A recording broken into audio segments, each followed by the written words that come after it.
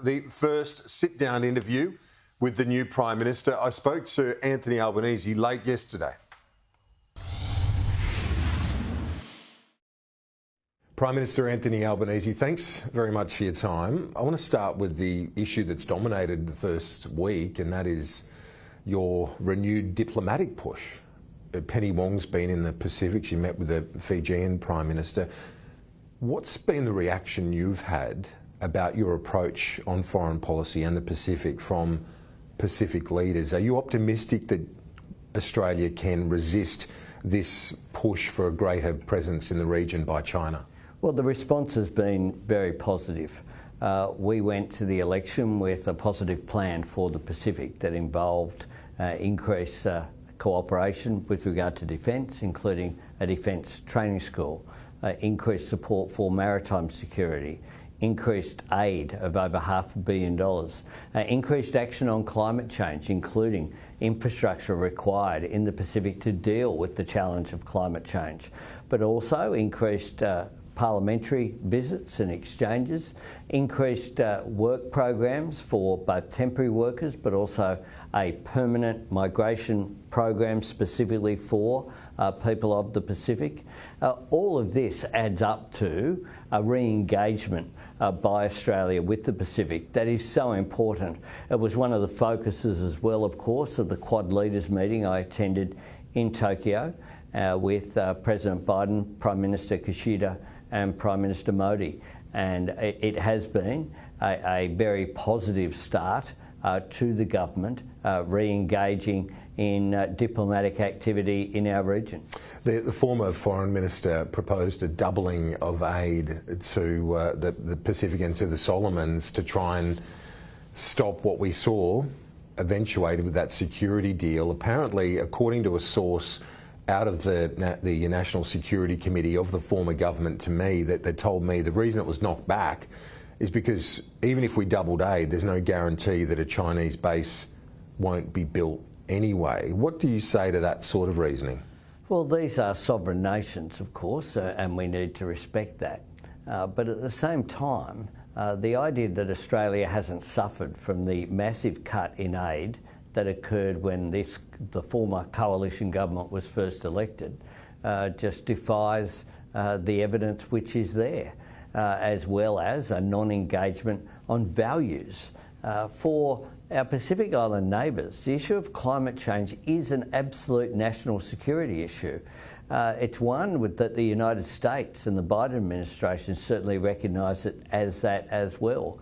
And it is astonishing that you had a submission from the Foreign Minister Payne, supported by the Department of Foreign Affairs and Trade, saying this would make a positive difference to Australia's standing in the region, as well as, on its own merit, a responsibility that we have to assist development in our region. The fact that that was knocked back last year just shows, I think, a complacency on behalf of the former government, and that they had dropped the ball.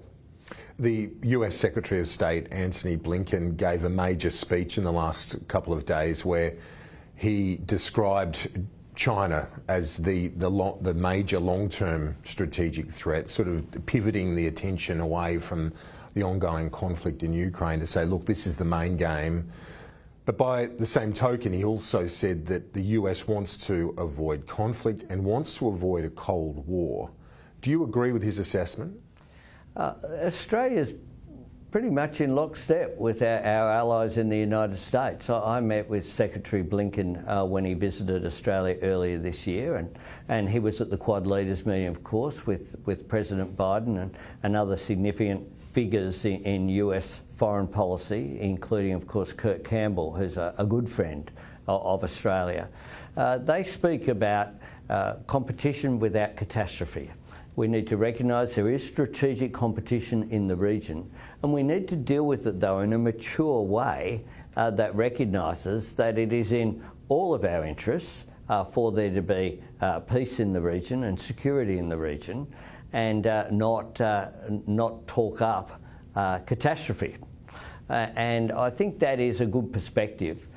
And that is one of the reasons why we just really need to engage both directly with our Pacific island friends, but also with our most important ally, of course, is the United States, but our other friends as well, including Japan and India. It was a bit of a gift from the former Prime Minister to you to say first port of call, go. I don't think that was his intention at the time. But the international stage, meeting the President, leaders of Japan and India, it was a good way to kick off, I guess, you know, to get you on the world stage and people to say, OK, well, there he is, he's Prime Minister now.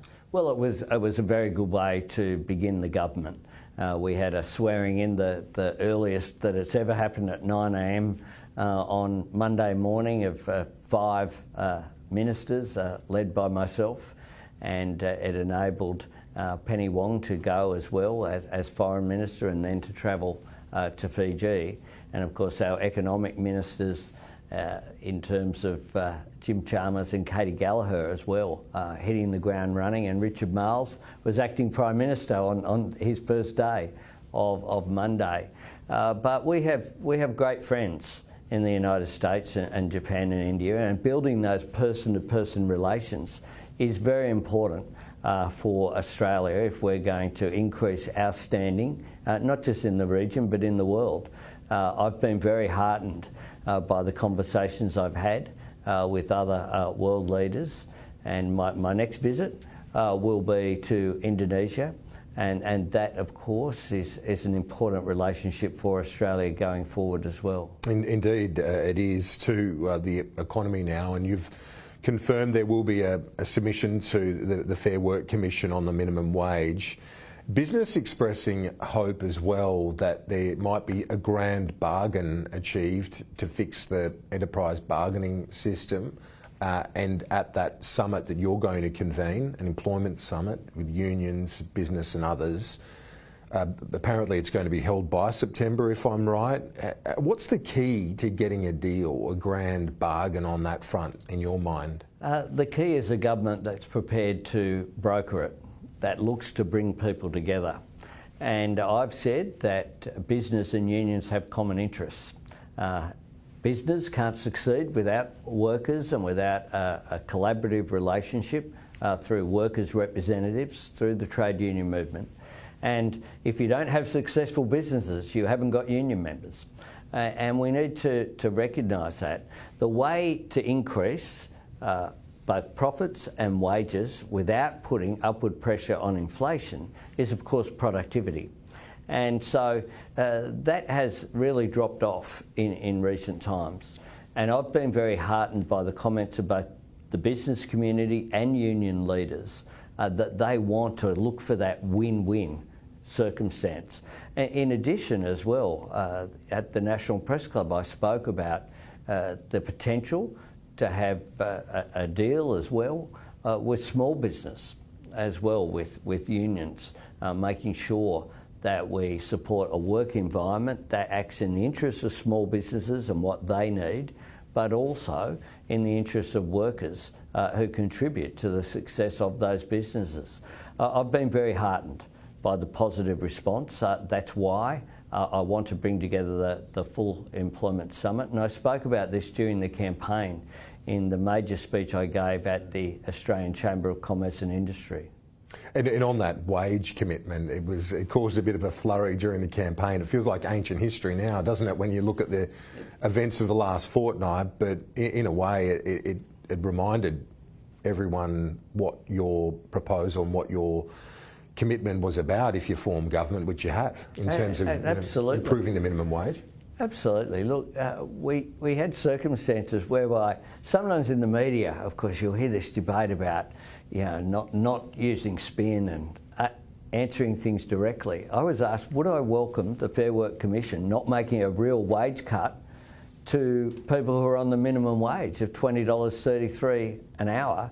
And I said, absolutely. And I stand by that. Of course I would welcome that, because people on that wage are doing it really tough, really tough.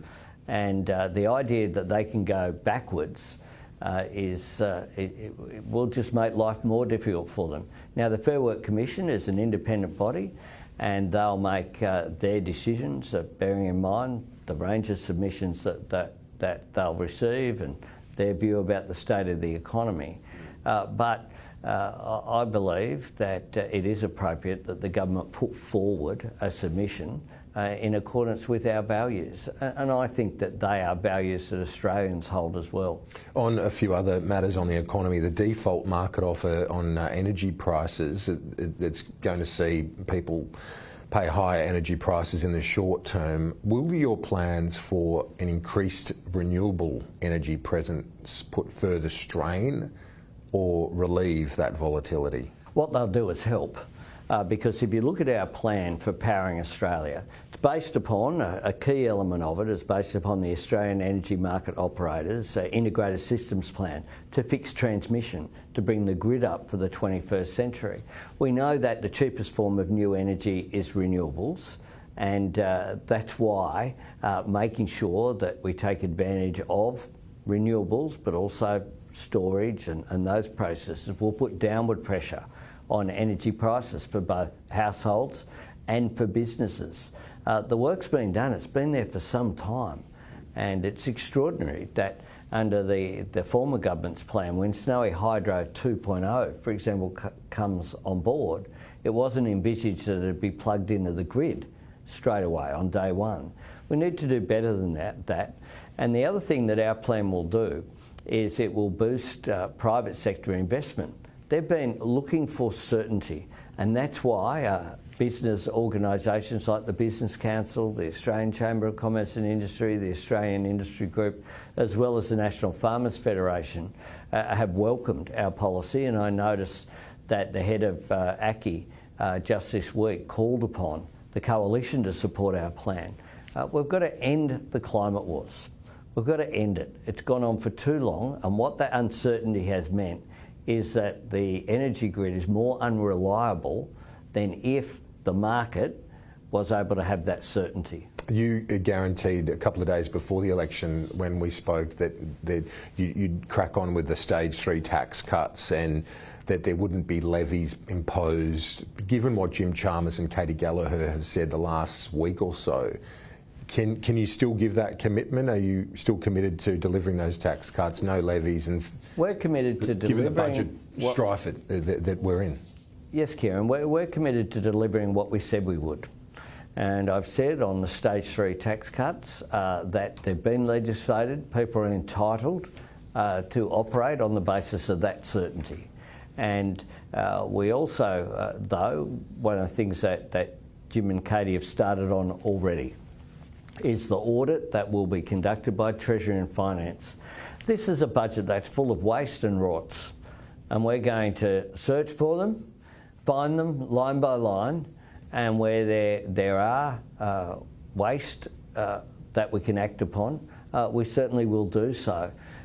This government abused the system of the contingency reserve to create these pots of money that were there just to be used for political purposes, and we need to do better than that. We have inherited what will be $1 trillion of debt, and we need to get to work to make sure that every dollar of expenditure is regarded as the precious commodity of taxpayers, not of a political party, that it is. Peter Dutton is going to be the Liberal leader. Would it be a risk for Labor to underestimate him? We remember how Labor reacted in government when Tony Abbott became leader, and it was seen almost as a blessing to the then Labor government. You know Peter Dutton well.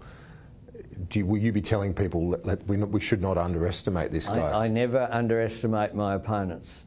During the campaign, you might have heard me say, Kieran, that I've been underestimated my whole life. I did.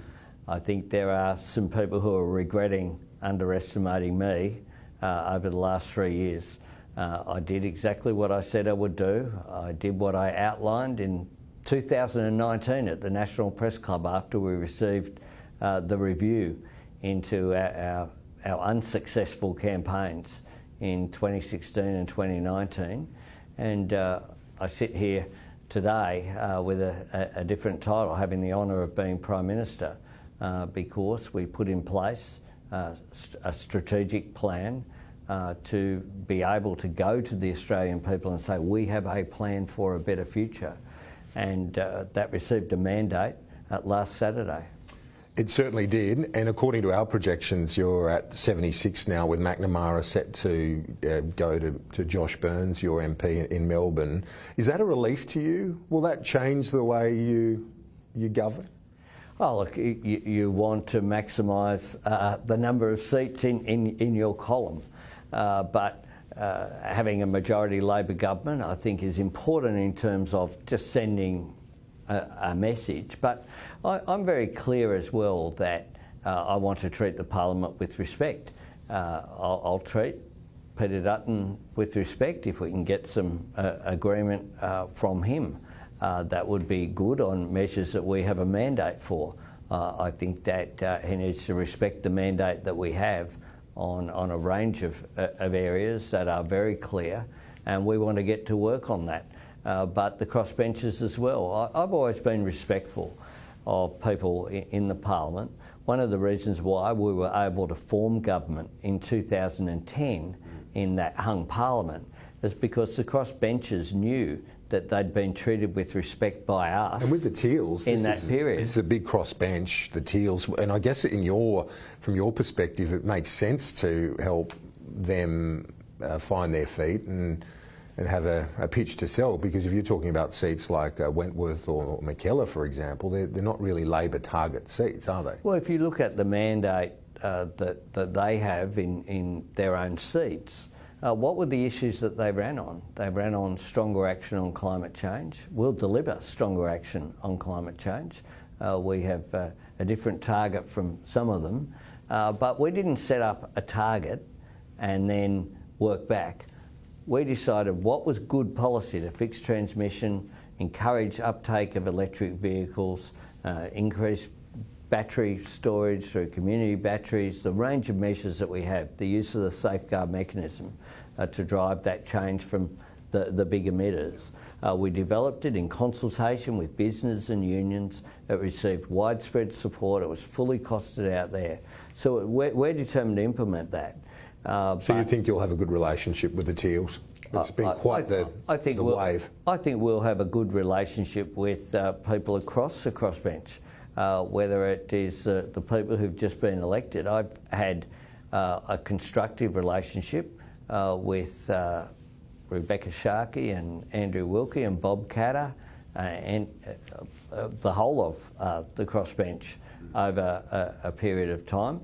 I've had constructive discussions as well with Adam Bamp. We'll talk to people across the Parliament, and I'm confident that we'll give Australia a good government that provides the change that is necessary and brings people with us on the journey of change. The triumph, Prime Minister, is clear. You're in government. There was one significant loss, Christina Keneally. Are there lessons to be learned from that experience and parachuting someone into a seat like Fowler? Of course there are. You have to learn lessons from an outcome like that, and I think the lessons are very clear that the community sent a message. Christina Keneally's a big loss to our team. She was a valued friend. She was the Deputy Senate Leader. And it is a loss, but you have to accept outcomes in democratic processes, but you also have to learn from them, and we will take note of the lessons which are there. The BILOELA family are heading home, and at the same time, you've already had one boat take back. So yes. We've seen this week, in the last 7 days, the compassion on the one hand, but the hard approach of Operation Sovereign Borders on the other. How do you see those two things working in unison? Because you can be strong on borders without being weak on humanity. And that's precisely what we said we would do. We said we would implement Operation Sovereign Borders, and we will. We won't see the start-up of the people smugglers business. It's a bad business. And we don't want that to happen, and we've sent a very clear message and will continue to do so. At the same time, these people arrived, of course, prior to that. NADIS was working in the meatworks there at BILOELA. We struggle to get people who are prepared to work in meatworks. We import temporary labour all the time, and here we were basically taking this mum and dad and their two daughters who were born here in Australia, taking them off to detention in the middle of the night, taking them to Melbourne. Then they end up on Christmas Island. Then they end up in Perth. We're a better country than that. These two little girls aren't threats to our security. They are loved in their local community. In 2019, I met with the local community there in BILOELA. They've run an extensive campaign on behalf of their friends who they had made as part of that regional town. And Barnaby Joyce and a range of people had expressed support in the coalition for them. They just didn't do anything about it. We've done something about it. In the lead up to the election, you spoke about your strategy being about not one election or one term, but for the future. You're looking at multiple elections. Can you explain to our viewers and the nation, what do you mean by that? Is your strategy to be in office for a decade or more?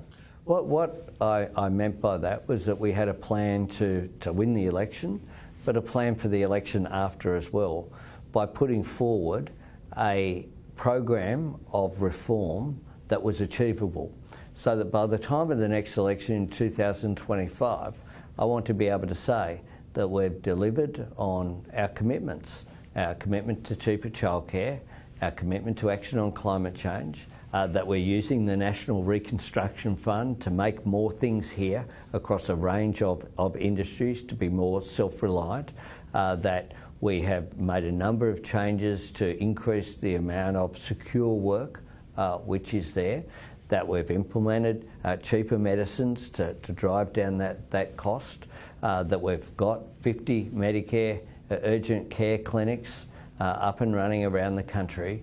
It's a plan for a reform that will make Australians proud, I think, and will certainly make Labor at the next election be able to point towards these changes. I also want to change the way that politics operates. I want to be more inclusive. I want to engage across the spectrum. If people have good ideas, I'm up for them. I showed that as Labor leader. I said I didn't want to be opposition leader and just oppose everything, and we didn't do that. And we got some criticism for that, you might recall, on the way through. But it was the right thing to do to put the national interest first. We've already re-engaged in foreign affairs in a very broad way, and that engagement will continue in the future. And of course, the final thing is we need to fix our constitution. We need to recognise the pride that we should all have in having the oldest continuous civilisation on the planet amongst us in this great multicultural nation, and recognise First Nations people in our constitution. A voice to Parliament is nothing more than good manners. It just says if something's affecting Indigenous people, we should talk with them. It doesn't have a right of veto. It's not a chamber in the Parliament. That's all it does. And to me, that change will make Australia a better place, a better country. And that is my whole theme, was a better future. Part of that is the way that we see ourselves, but also the way that the world sees us.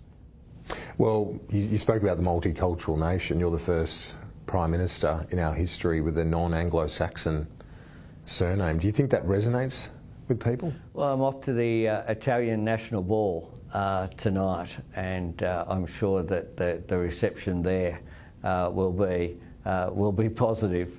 I think that having a parliament with someone, with a name like Albanese leading the House of Reps, in the Senate, the leader is someone with a surname of Wong. We have 6 First Nations people in the Labor caucus now.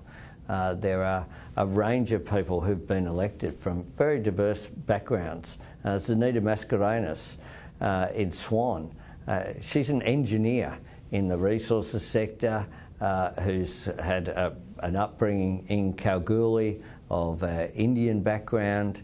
We have a whole range of people, and importantly, the Parliament elected a whole lot of new women, not just from Labor, but from the crossbenchers as well, which is a very good thing. Parliament should reflect the nation, and we're a diverse, multicultural nation, and it's a good thing that we're more representative in the 2022 Parliament than we ever have been before.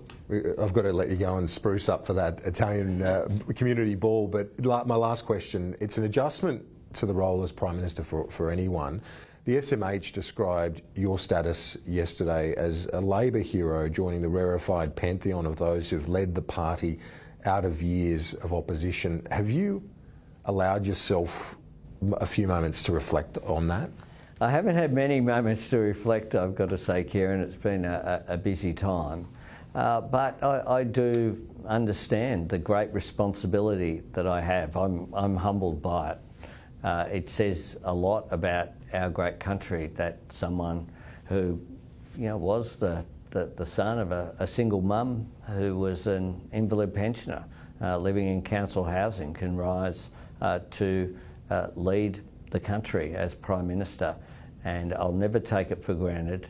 I'll honour it every day, and I'll do my best. That's not to say I'll be perfect, because none of us are, but I'll try to keep it real on the way through and continue to keep my feet on the ground, because I think that is really important as well. And the reception that we had over the weekend at Eastwood, where we got a massive double-digit swing that helped us win the seat of Bennelong with the fantastic candidate we had there, Jerome Laxale, was extraordinary. Australians are generous people, and I think that they'll give us a go. I get the sense out there that they want us to succeed, and I have people who didn't vote for us as well, who've said to me, we really want you to succeed for the sake of the country. So we'll do our best. Prime Minister Albanese, thank you, and thanks for giving me and our program the first face-to-face interview as Prime Minister. I very much appreciate it. Thank you. Thanks very much, Kieran.